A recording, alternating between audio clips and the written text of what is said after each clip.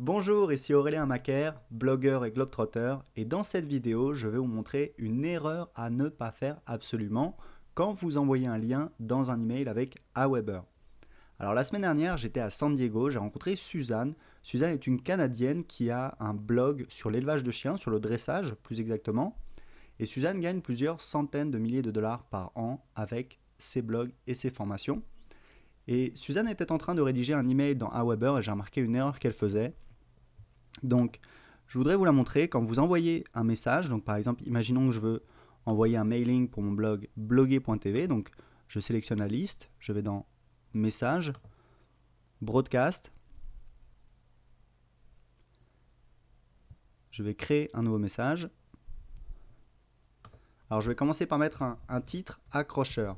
C'est très important pour que les gens cliquent et ouvrent le message. Donc ensuite, je vais mettre l'introduction.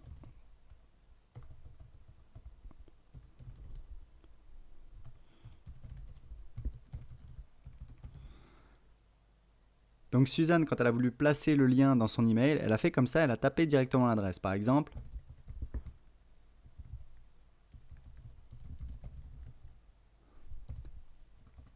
donc ça, c'est ce qu'on appelle une URL. En fait, c'est l'adresse d'une page sur Internet. En l'occurrence, c'est l'adresse de la page d'accueil de mon blog bloguer.tv. Le problème, c'est que si vous faites ça, vous avez certaines personnes, certains de vos lecteurs qui ne vont pas pouvoir cliquer sur le lien quand ils vont l'ouvrir. Ça dépend du logiciel de messagerie qu'ils utilisent, peut-être du webmail, s'ils se connectent sur un webmail comme Voilà, Orange.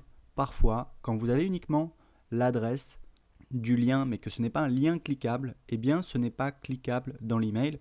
Le problème, c'est que vous allez avoir moins de clics puisqu'il y a beaucoup de personnes qui ne vont pas savoir comment faire ou qui ne vont pas se donner la peine de copier l'adresse pour la mettre dans la barre d'URL de leur navigateur. Par exemple, comme ça. Je fais CTRL V. Donc la bonne manière de faire, c'est d'écrire votre accroche. Par exemple, cliquez ici pour voir l'article.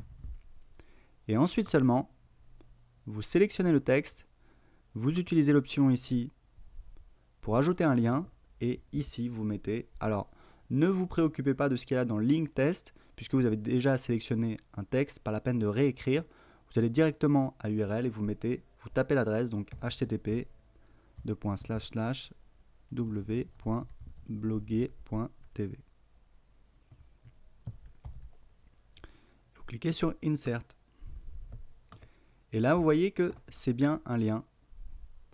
Alors, petite précision, deuxième petite précision qu'il faut toujours respecter. En fait, là, ici, vous rédigez votre article au format HTML. Alors, je vous recommande de ne pas mettre de photos, de ne pas essayer de faire des choses compliquées. Concentrez-vous plutôt sur le titre. Il faut que le titre soit accrocheur, qu'il incite à cliquer, à ouvrir le message. Et ensuite, le texte à l'intérieur doit être accrocheur également pour inciter la personne à cliquer sur le lien. Ici, en dessous, vous avez votre email au format texte et je vous recommande de toujours remplir cette case. Pour quelle raison? Parce que si vous ne le faites pas, il y a plus de chances que votre email soit considéré comme un spam et donc soit supprimé automatiquement. Donc c'est très important, toujours remplir. En fait, ce que vous faites, c'est que vous rédigez votre message au format HTML ici en utilisant simplement du texte, des liens, pas la peine de faire compliqué. Vous le testez plusieurs fois, une fois qu'il est bon, que vous avez votre texte final, vous le recopiez ici et vous l'envoyez. Voilà, donc ne faites pas ces erreurs, mettez toujours des liens, pas uniquement l'URL, et veillez bien à remplir les deux champs quand vous rédigez un email avec Aweber. C'était tout pour aujourd'hui, faites attention à ces deux conseils, on se retrouve bientôt pour de nouveaux conseils en vidéo sur bloguer.tv.